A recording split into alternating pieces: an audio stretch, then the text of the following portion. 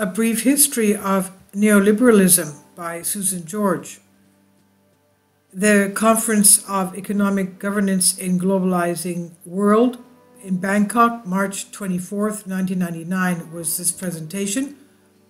A speech from 1999 in which she paints a clear, brilliant picture of how neoliberalism has progressed since the end of World War II and what we can do to stop it in its tracks. The organizers of the conference asked me for a short history of neoliberalism, which they entitled 20 Years of Elite Economics. I'm sorry to tell you that in order for it to make sense, I have to start even further back, about 50 years ago, right after the end of World War II. In 1945 or 1950, if you had seriously proposed any of the ideas and policies in today's standards neoliberal toolbox, you would have been laughed at or sent to a lunatic asylum. At least in the Western countries at the time, everyone was a Keynesiast, a social democrat or a social Christian democrat, or some Marxist shade.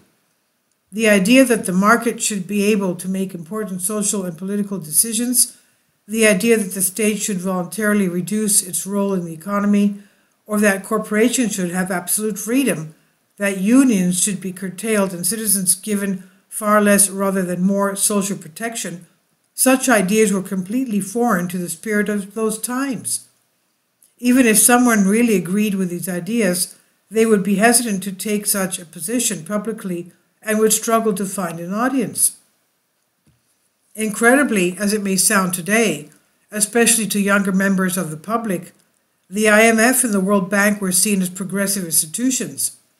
They were sometimes called the Keynes twins because they were the brainchildren of Keynes and Harry Dexter White, one of Franklin Roosevelt's closest advisors. When these institutions were created at Bretton Woods in 1944, their mandate was to help prevent future conflicts by borrowing for reconstruction and development and normalizing temporary balance of payment problems. They had no control over individual economy decisions of the government, nor did their mandate include permission to interfere in national politics. The Western nations, the welfare state, and the New Deal had begun in the 1930s, but their spread had been interrupted by the war. The first job in the post-war world was to put them back in place. The other major item on the agenda was to get world trade moving. This was achieved through the Marshall Plan, which established Europe once again as the main trading partner of the US, the most powerful economy in the world. And it was at that time that the strong winds of decolonization also began to blow, whether freedom was gained by grant, as in India, or through armed struggle, as in Kenya, Vietnam, and other nations. By and large, people had signed up to an extremely progressive agenda. The great scholar Karl Polanyi published his masterpiece, The Great Transformation, in 1944, a scathing critique of the market-based industrial society of the 19th century. Over 50 years ago, Polanyi made his astonishingly prescient and contemporary statement, quote, "To allow the market mechanism to be the sole director of the destinies of men and their natural environment would result in the demolition of society," page 73. However, Polanyi was convinced that such a demolition could no longer occur in the post-war world because, he said, quote, "Within nations we are witnessing a development whereby the economic system ceases to make laws in society and the primacy of society over this system is ensured," end quote. Alas, Polanyi's optimism was misplaced. The whole point of neoliberalism is that the market mechanism should be allowed to direct people's destinies. The economy must dictate its rules to society and not the other way around. And just as Polanyi predicted, this doctrine leads to straight to the demolition of society.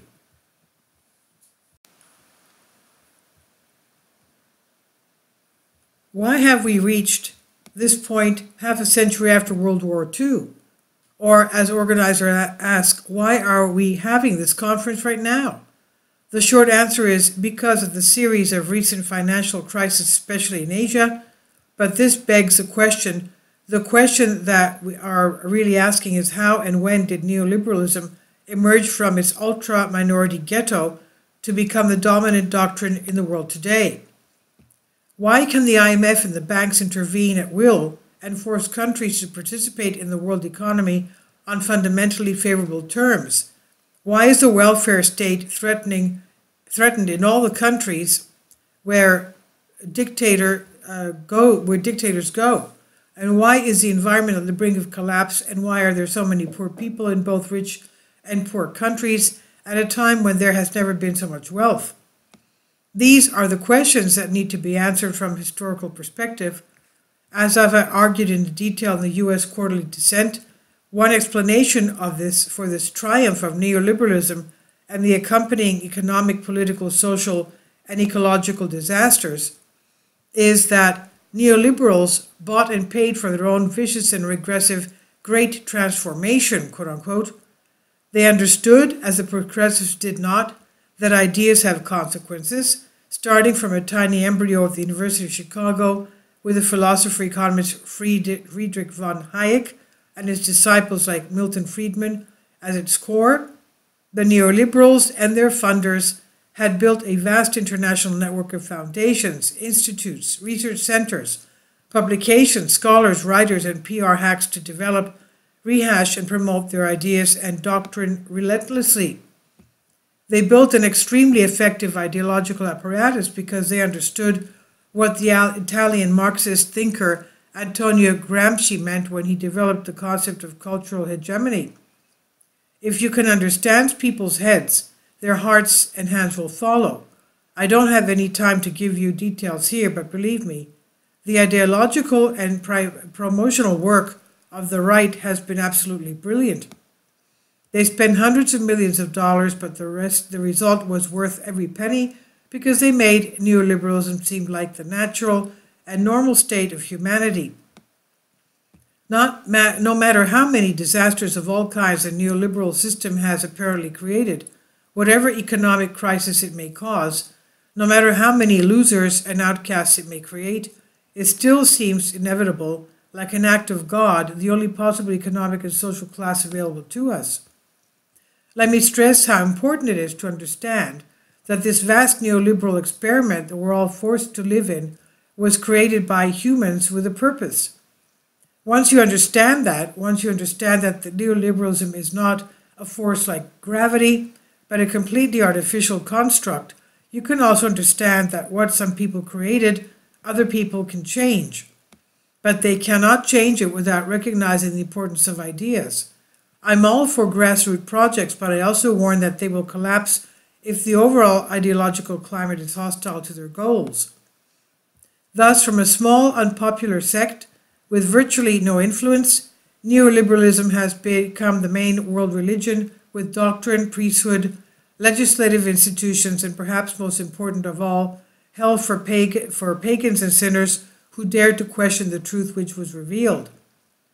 Oscar Lafontaine, the former finance minister whom the Financial Times called the unreconstructed Keynesian, not reconciled or converted to current political theory or movement, was led to hell for daring to propose higher corporate taxes and tax cuts for the ordinary and less affluent families. Having set the ideological stage and context, let me now fast forward so that we return to the 20-year time frame. That means 1979, the year Margaret Thatcher came to power and ushered in the neoliberal revolution in Britain. The Iron Lady herself was a student of Friedrich von Hayek. She was a social Darwinist who had no qualms about expressing her beliefs. She was known for justifying her program with the single word TINA, short for there is no alternative. The central value of Thatcher's doctrine and of neoliberalism itself was the concept of competition between nations, regions, businesses, and of course between individuals.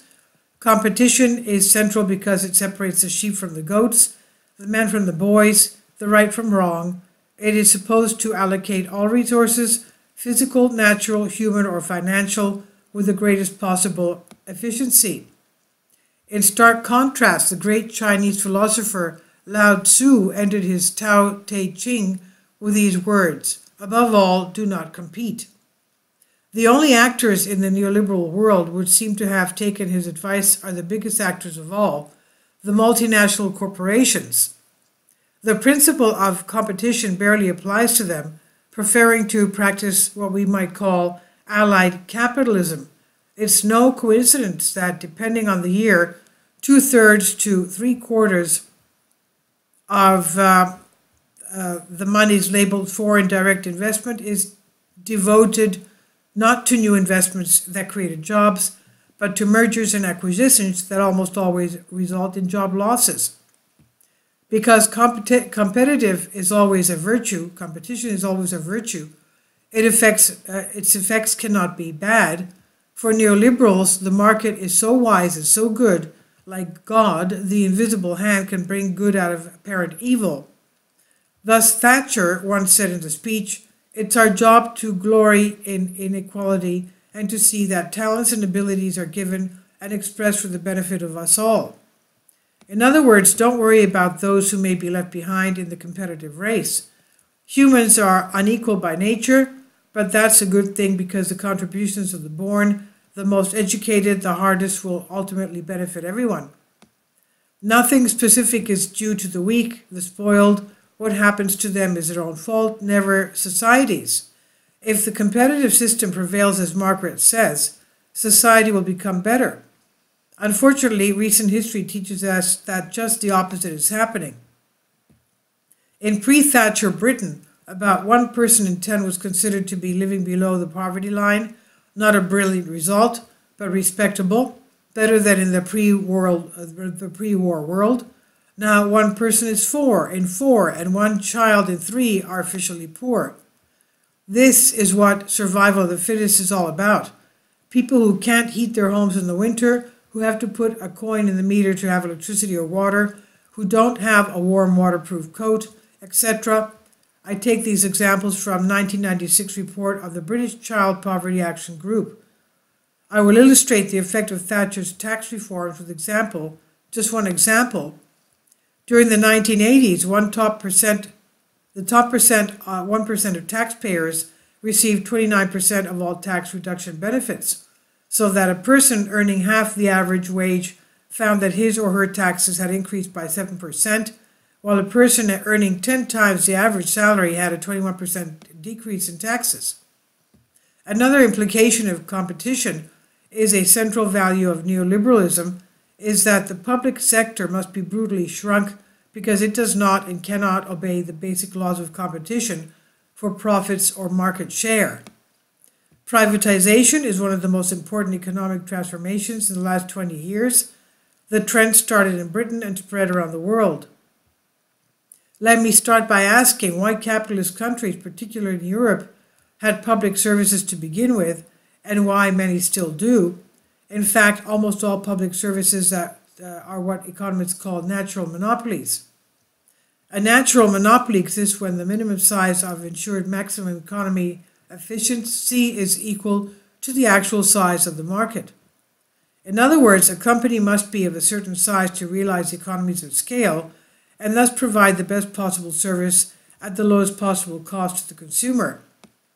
Public services also require very large investment costs at the outset, such as railway lines or electricity grids, which also does not encourage competition.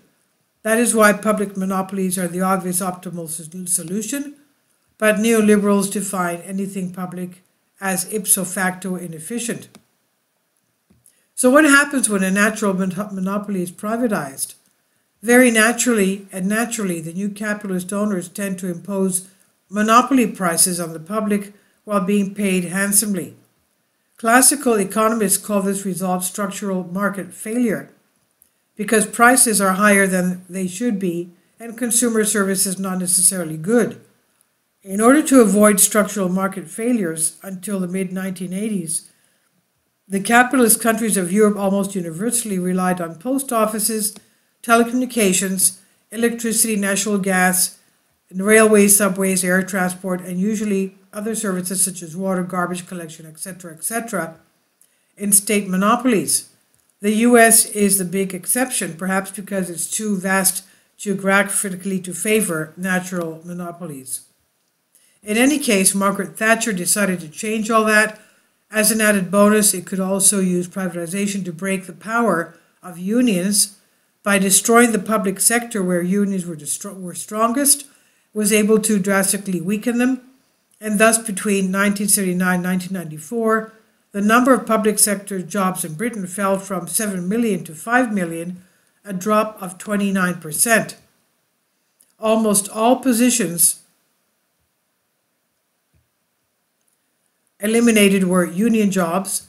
As private sector employment stagnated during these 15 years, the overall decline in the number of British jobs amounted to 1.7 million, a 7% decrease compared to 1979. For neoliberals, fewer workers is always better than more because workers reduce shareholders' profits. As for other effects of privatization, they were predictable and predictable. The managers of the newly privatized enterprises, often the exact same people as before, double or triple their salaries. The government used taxpayers' monies to wipe out debts and recapitalize businesses before putting them on the market. For example, the Water Authority received £5 billion of debt relief plus £1.6 billion of so-called green dowry to make the bride more attractive to prospective buyers. There was a lot of fuss and PR about how small shareholders should get a stake in these companies, and in fact 9 million Britons bought shares, but half of them invested less than £1,000, and most sold their shares rather quickly once they could cash out the immediate profits.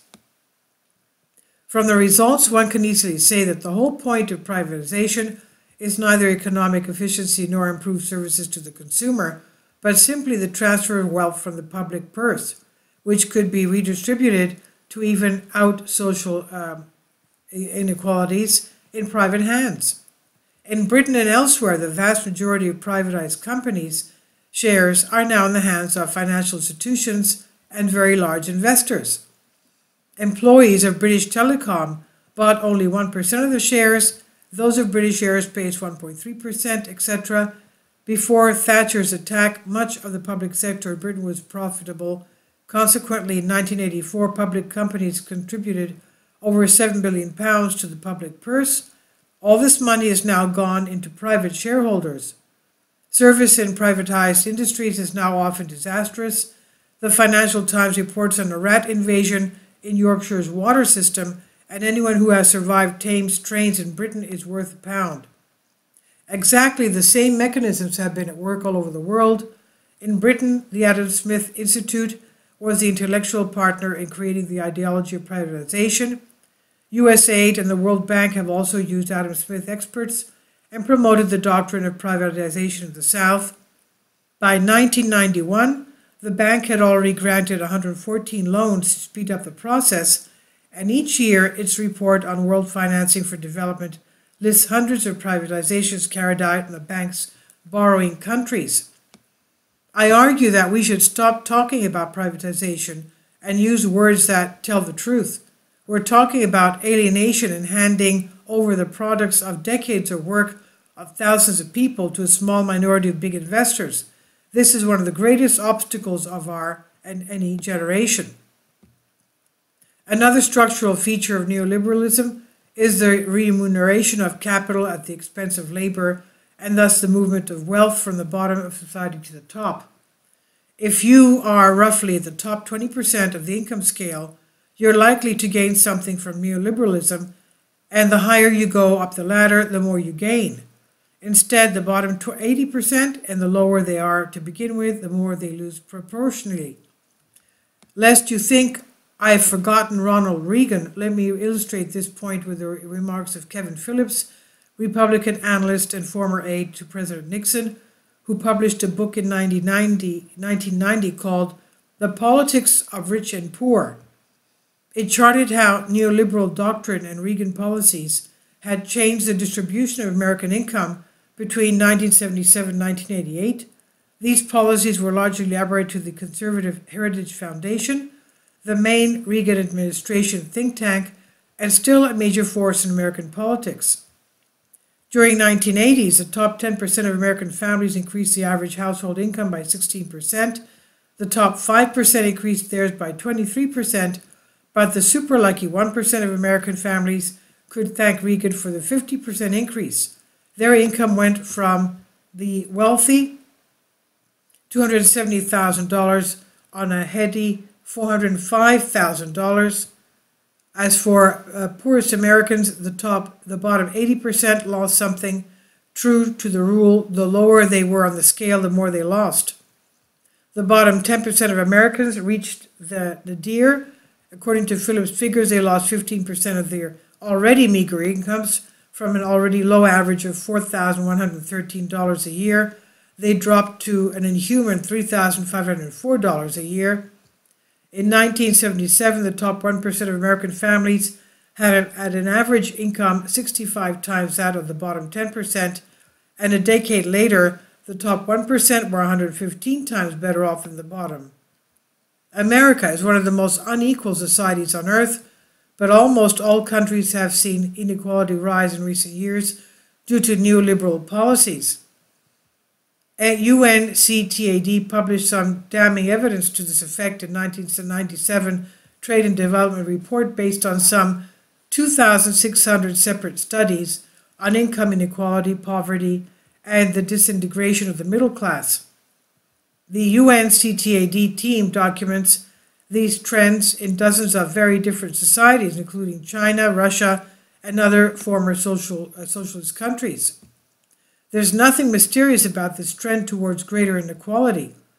The policies are specifically designed to give the already wealthy more disposable income, notably through taxes and lower wages. The theory and ideological justification for such measures is that higher income for the rich and higher profits will lead to more investment, a better allocation of resources, thus more jobs and prosperity for all. In fact, quite predictably, the upward movement of the money up the financial ladder led to stock market bubbles, untold paper wealth for the few, and the kind of financial crisis we'll be hearing a lot about during this conference. If income is redistributed to the bottom 80% of society, it will be used for consumption and thus benefit employment. If wealth is redistributed towards the top, where people already have most of the things they need, it will not go to the local or national economy, but to international stock markets.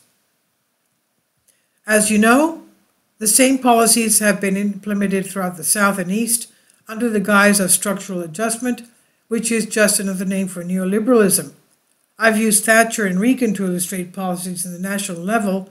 Internationally, neoliberals have focused all their efforts on three fundamental points: free trade of goods and services, free movement of capital, freedom of investment. Over the past 20 years, the IMF has been greatly strengthened.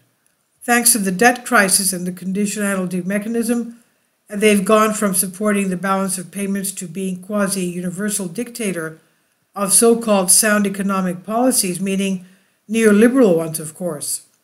The World Trade Organization, finally established January 1995, after long and arduous negotiations, ratified by parliaments that had no idea what they were ratifying. Fortunately, the most recent attempts to establish binding and universal neoliberalism rules, the Multilateral Investment Agreement, failed.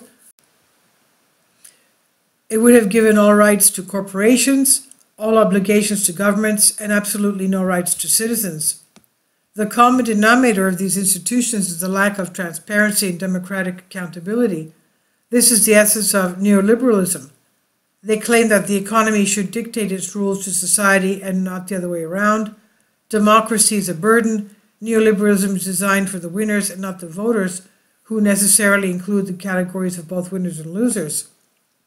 I'd like to conclude by asking you to take very seriously the neoliberalism definition of a loser, to which you owe nothing in particular. Anyone can be kicked out of the system any time due to illness, age, pregnancy, perceived failure, or simply because economic conditions and relentless top-down transfer of wealth demand it. Shareholders are everything. Recently, the International Herald Tribune reported that foreign investors are buying up Thai and Korean companies and banks. Not surprisingly, these purchases are expected to result in heavy redundancies. In other words, the results of many years of work of thousands of Thais and Koreans are transferred into foreign corporate hands, and many of those who work to create this wealth already have or will soon be left on the sidewalk. According to the principles of competition, the shareholder value maximization, such behavior is seen not as criminally unjust, but as normal and even virtuous. I argue that neoliberalism has changed the fundamental nature of politics. Politics used to be mostly about who ruled whom and who got what share of the pie. Aspects of both these central issues remain, of course, but the great new central issue of politics is, in my view, who has the right to live and who does not. Root blocking is now the order of the day, and I mean it. I have probably given you a lot of bad news because the history of recent years is full of it, but I don't want to end on such a depressing, pessimistic note. Much is already happening to address these life-threatening trends. There is an enormous scope for further action, and the conference will help define much of that action, which I believe must include ideological offensive. It's time to set the agenda instead of letting the masters of the universe set it in Davos, meaning the WEF. I hope funders also understand that they should not fund projects but also ideas. We cannot rely on the neoliberalism to do this. We must design workable and fair international tax systems, including a Tobin tax on all money and financial market transactions and sales taxes on transnational corporations on a pro rata basis. I expect we will address such questions in detail in the workshops here. And obviously, further good news is that there's a lot of money wasted out there, and a tiny fraction, ridiculously infinitesimal percentage of it, would be enough to provide a decent life for every person on Earth, provide universal health and education, clean up the environment, and prevent further destruction of the planet, to close this north-south divide, at least according to the UNDP, which requires a paltry $40 billion a year. Now, I've translated this for you from a Greek article. Let's remember that this was written in 1999. And basically, it's who has the right to live and who doesn't. Who has the right to live and who does not. This is very, very important because we see this happening today. We see the disciple of Klaus Schwab, the Noah Harari, going around saying that humans are redundant and they shouldn't be that many. And who are they to say all these things? So please leave your comment and thank you for your support. Kindly support my Patreon account. The daily posts are 5 videos daily, and they are totally different from what I have on my YouTube channel. Thank you so much for your support and that you find all my content so interesting. You'll find the Patreon account details in the description box below.